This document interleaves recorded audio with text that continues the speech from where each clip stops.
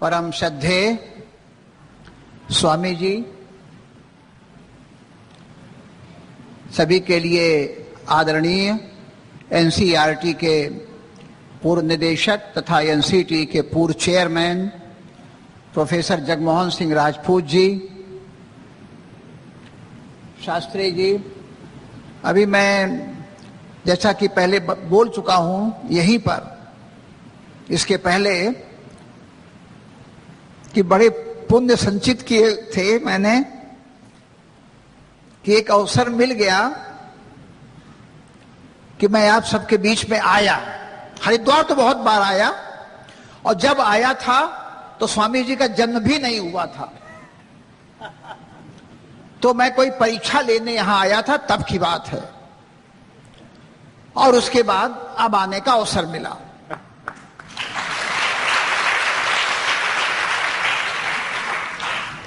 जो कुछ होता है प्रारब्ध के अनुसार होता है और उसके पीछे कुछ प्रयोजन होता है। और आज जब मैं आया हूं तो स्वामी जी के दर्शन हुए, तो अभी प्रोफेसर राजपूत जी ने शिक्षा के मूल उद्देश्यों पर एक व्यापक प्रकाश डाला।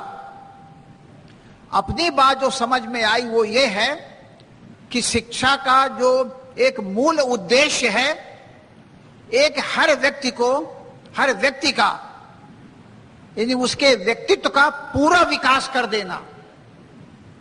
और पूरे व्यक्तित्व के विकास के लिए उन्होंने तमाम कुछ आवश्यक बातें बताई आपको,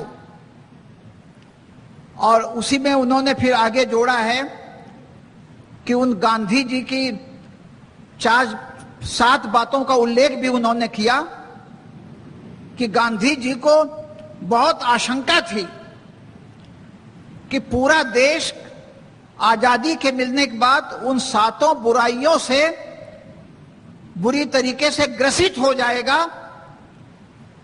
और उनसे फिर कैसे बचा जाए। तो उन 7 बुराइयों को आपके बताया उन्होंने। और अगर कभी अभी बातें समझ में ना आई हो तो अभी इस पर राजपूत जी ने एक पुस्तक भी लिखी है और जिसका लोकार्पण हो चुका है। तो 7 सोशल सिंस के पुस्तक है वो।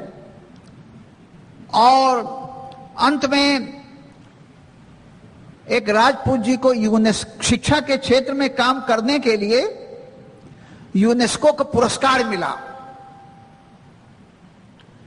जैसा है ना कि आप सब यहां बैठे हुए हैं और हम भी आपसे ही सबसे सीखने के लिए, क्योंकि आपका उधर का ज्ञान हमारे पास भी आएगा, हम इंटरेक्ट करेंगे जब आपसे तो कुछ जानेंगे कि हम और क्या क्या आपसे सीखें और आप भी हमसे क्या क्या सीखें।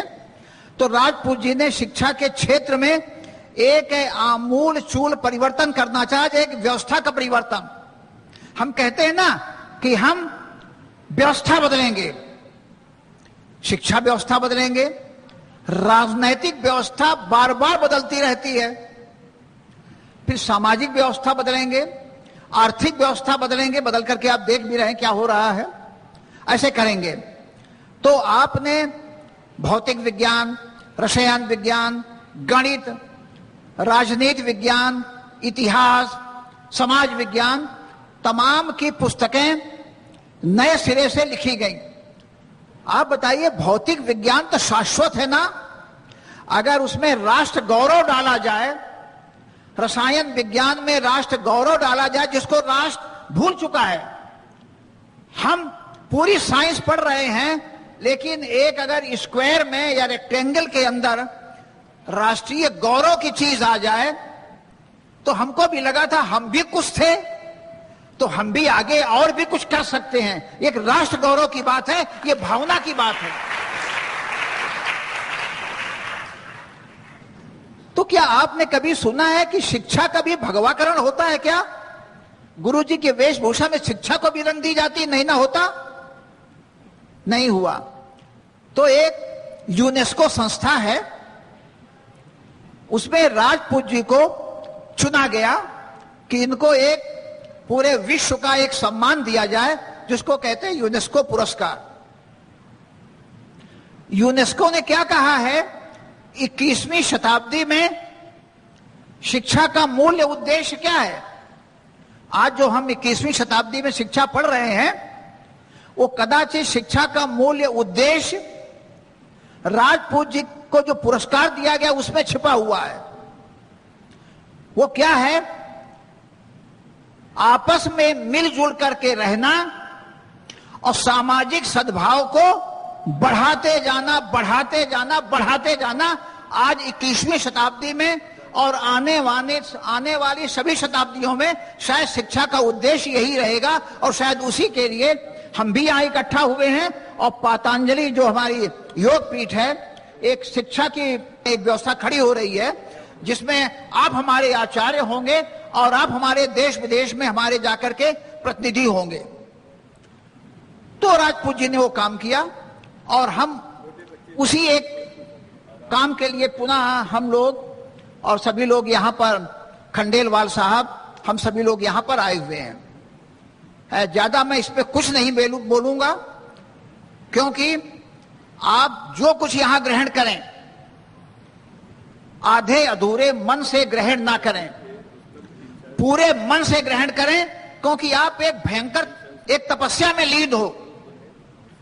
दुनिया के सुख साधन सबको छोड़ करके आप आ गए हो शिक्षा के इस भव्यतम मंदिर में, और जब इस भव्यतम मंदिर में आप आ ही गए हैं तो पूरे तन मन से, धन तो आपको छुएगा नहीं, जिसको धन नहीं छुएगा वो बहुत कुछ कर ले जाएगा, तो पूरे तन और मन से पूरी शिक्षा व्यवस्था को एक परिवर्तन के लिए, जैसे एक आह्वान होता है यहाँ पर, उसके लिए गुरुजी ने सबका आह्वान किया है और एक नई शिक्षा व्यवस्था दी है।